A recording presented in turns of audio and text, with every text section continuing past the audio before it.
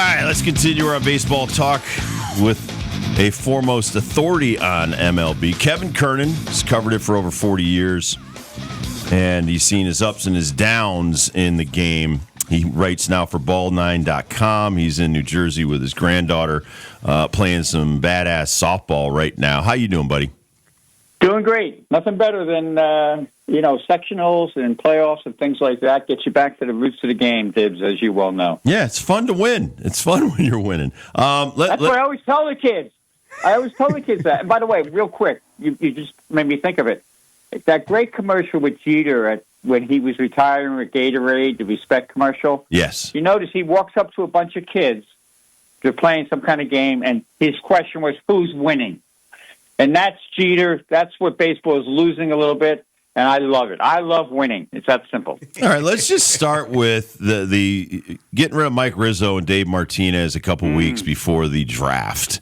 I don't think that's the reason that we should look at this that way, but, I think both of those guys are great with young players. I think this is just more about, we're going to make a change so it makes it look like we're doing something to the product. Am I getting that wrong? Do I think the Nationals are full of crap or what? No, you nailed it. They weren't winning, and they still have poor ownership there, and this gets the heat off the ownership a little bit. It makes them look like, we're doing something. But meanwhile, a few years ago, Rizzo, who was kind of a scouts guy, had to let go a lot of scouts and development people because they got rid of guys who were making a certain amount of money for the most part. And that always comes back to haunt you. And Davey Martinez, he was great as a right-hand man, I think, for Joe Madden and things like that. But I knew people in the organization, and he always was a little bit overmatched as a manager, to be quite frank. And it just the comment, of course, when he said it wasn't on the coaches, can't do that these days. Can't make the kids upset. So their fates were sealed. And to be quite frank, he got great return on the Soto trade. Woods and Gore. Two guys who were all-stars, and but there were just so many mistakes there. And whenever I watched the Nationals play, they always seemed to miss a certain energy to me. They didn't. It was more. They were a classic process team, not worried about what really. Let's do the things to win. And I think that's what we're getting back to with some teams. They're starting to get managers back. Little things. I'm not saying they've turned the corner or anything, but Pittsburgh's done a nice job with Kelly there. There's a couple of managers now who are. We're trying to get things back to normal, and we'll see where it goes. But the Nationals, it's Washington, D.C. A lot of things are a mess. Does it have any kind of factor on draft? They have the first pick. I don't think so, because this is one of those drafts, and Jack McKeon's son, I believe, is the scouting director there, one of the scouting directors, and they're pretty good with, they'll be okay. I don't think it'll affect us. I don't think it'll affect it at all. I don't think they'll make any trades down the road, which are, we're less than a month away from the trade deadline too. Right. If I were them, you know what I'd do, guys? I would trade. Right now, I'd trade Gore. I would trade Gore and bring something back that's really what I need. Because pitching's going to be so tight out there. I think you'll see Keller traded with the Pirates. He's going to be a big pick, but I don't think it'll affect him at all because. Again, I spent a lot of time with Rizzo and those guys, especially down there. I don't think they were making progress. I really have no problem with them getting fired, to be quite frank. I mean, it's always the owners. They always, owners always mess things up, as we've known time and time again. But I don't think they were doing the job, and it was time for a change. Yeah, and the top 5 guys in the draft, including Ethan Holiday, Jackson Holiday's brother, Matt Holiday's kid. I mean, he's kind of a no-brainer, 1, 2, 3. I mean, you got Eli Willits, bunch of, you get the catcher from the Coastal Carolinas, an amazing catcher. I mean, there's a lot of talent out there. It's, we talked about this in the first segment, KK. It's you can have a Paul Skeens, you can have a couple of good players, but you got to surround them with talent. The Mets, the Phillies, the Braves, they have a lot of talent. The Nationals have a couple of guys. The Marlins have a couple of guys. You can't compete with a couple of guys. You look at the Red Sox, you got Bregman and Chapman. Guys you brought in are going to the All-Star game. You have to bring in all-stars. You have to bring in guys that have proven themselves on other championship clubs. So I think those are the kind of people. And Rizzo and Dave Martinez were not saying, no, we don't want to bring those people in. They weren't allowed to. They weren't allowed to open up the checkbook. No, and that's always comes back to ownership. And it's funny you mentioned the Red Sox because I saw a story this week where they're now investigating their process. Maybe it takes talent to build winning teams, and you can't just build a winning player. Yeah, no kidding. That's what it's all about. That's why you need scouts, and that's why you need development people. Also, with the Rays, we hear it all the time. Oh, the Rays got that unique style of what they do. No, they don't. They have good development people, and they have good scouts. It comes back to that. It's always that simple. So don't be, it's like all the stats they throw at us, F-WAR and all this other, Babbitt. It's like a guy told me this week. He said they all come up with these stats, especially for pitchers. And meanwhile, his ERA is 5 or 7. He stinks. So let's get talent back. Let's get scouting back. And I think Rizzo will be snapped up down the road pretty quickly, and I'd love to see him. Don't forget, too, we're gonna have a lot of openings. I think we're as crazy as it sounds. I think we're gonna have a little bit of a little switch back to maybe guys who are allowed to do baseball things and spend money. Because when Rizzo spent money, 2019 and things like that, they win the World Series. I knew a lot of their scouts. They did a great job, and they played the game right. And they did wind up with a kid named Soto. Happy or sad Peter Alonso declines to do the home run derby? Happy, extremely happy. I think, the home run derby is a great event. Been to 1 million of them. I was there with the Hamilton home runs at Yankee Stadium. That was, to me, the best ever.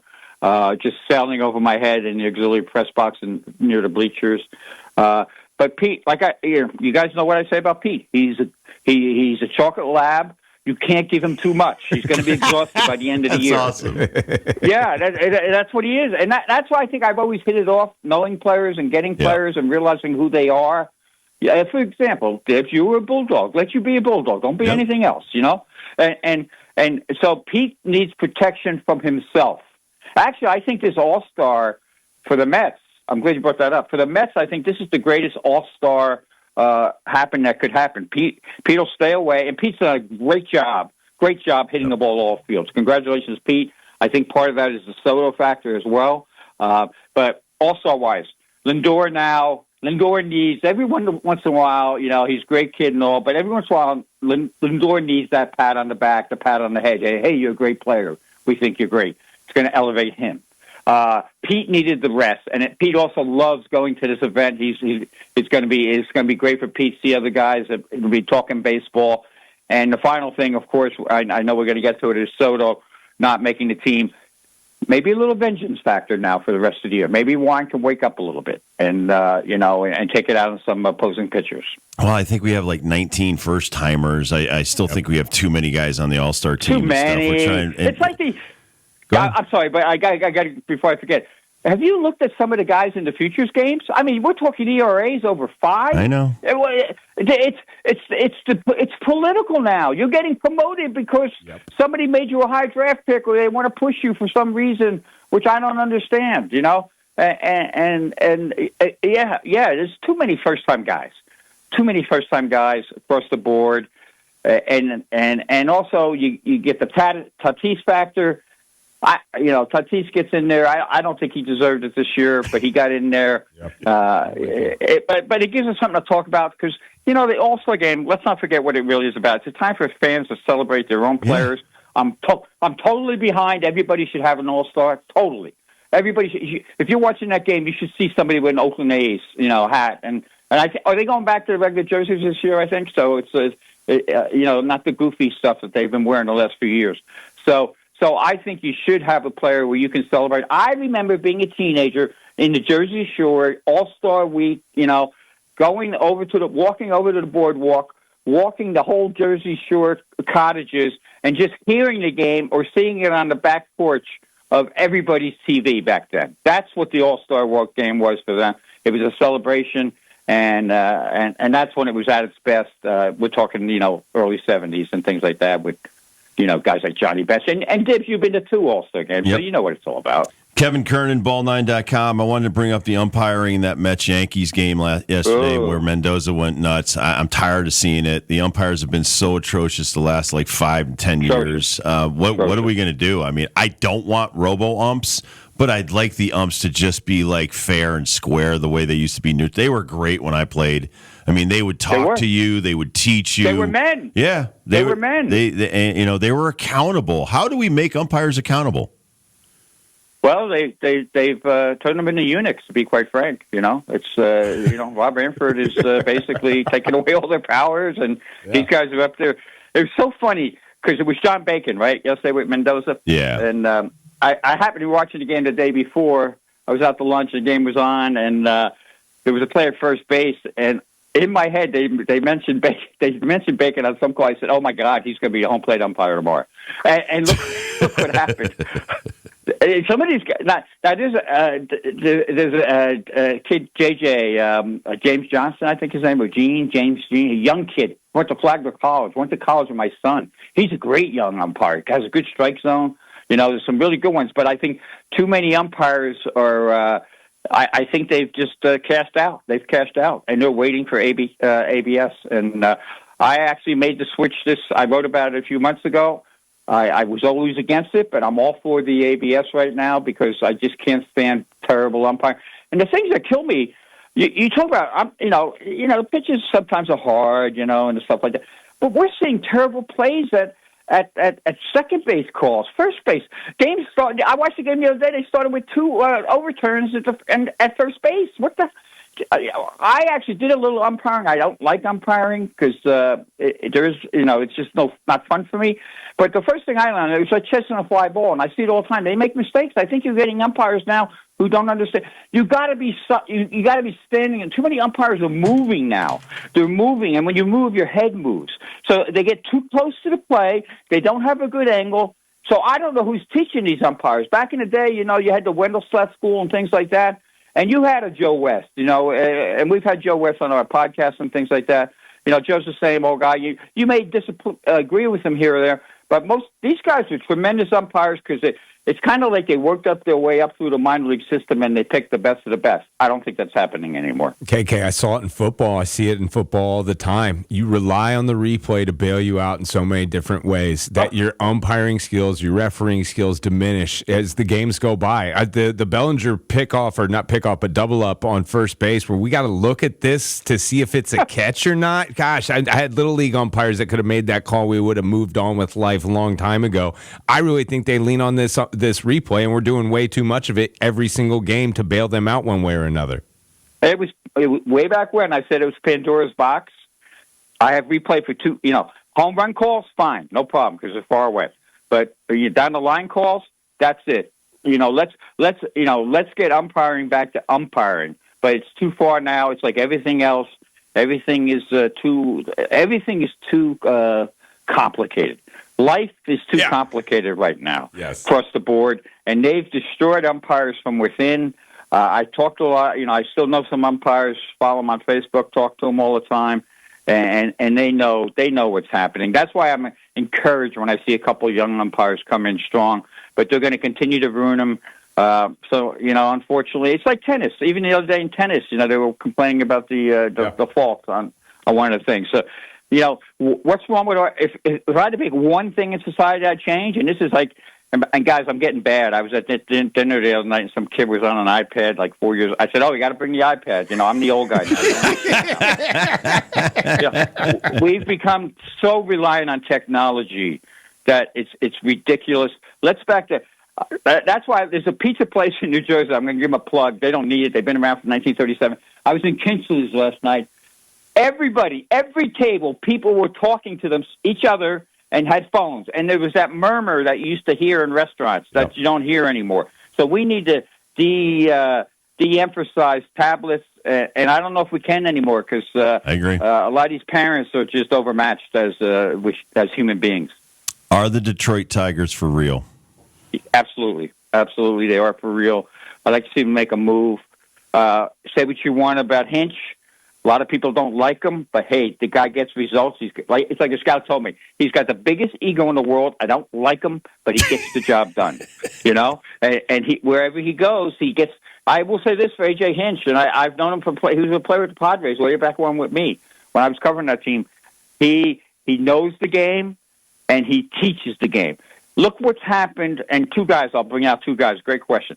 Gleyber Torres and Javi Baez. He's got both those guys to buy in. Yep. You know what? And that tells me you're a good manager. He's got a horse in Scooble who talk about winning and competitor. He'll run through a wall. He'll brush his grandmother back. So they have some things. They did some Torkelson. They did a great job with spreading him out a little bit this year. He's hitting the ball better. So they have some things like anybody else. Let's get a little bit of help because when he gets to November, October, and then when it goes into November, even you're going to need a little more pitching. So I would like to see Scott Harris, who I know he's a lacrosse guy or whatever, but I hope he adds a little more baseball help. And I think AJ Hinch is really running that show, and AJ knows what he needs. So I love the Tigers, and you know who else I love the Tiger fans. Always loved the Tigers fans. I go all the way back to Rocky Colavito in those days. My dad was a cop. He would get free tickets to the Yankees from a business in town, in my town, and he was a Tiger fan. I don't know how. Tiger fan, Red Wings fan, total Detroit fan. So I would see the Tigers, literally, I would see the Tigers every year, at least 4 or 5 games in Yankee Stadium. So I've always been a Tiger. Still has the greatest insignia, too. For the love of the game, all that stuff, Tigers are great to me. Tigers are what baseball should be all about, and that town gets behind the Tigers. That's a great town for fandom. I spent last week getting schooled on their starting rotation. Guys are telling me, "Oh, forget about Schoolboy. He's great and all, but Flaherty, Mize, and we were set up." And I think you're exactly right. Hinch is running the show on top of setting lineups and picking the ingredients for the sauce as well. And I think he's one of the few coaches that get that kind of that leeway. And I would say this too, KK, that was a part of the deal, him going there.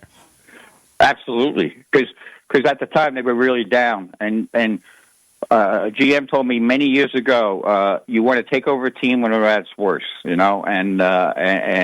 you can build and that's what Hinch has done, and it's amazing what happens, and I hope Posey can figure it out too out in San Francisco. Because it's amazing what happens when you put baseball guys in charge. And Hinch also talks the great nerd game. He can talk the nerd game. Right. Yeah. The nerds leave the meeting, say, "Oh, he's on our side." No, he's not. He's on baseball side. So really,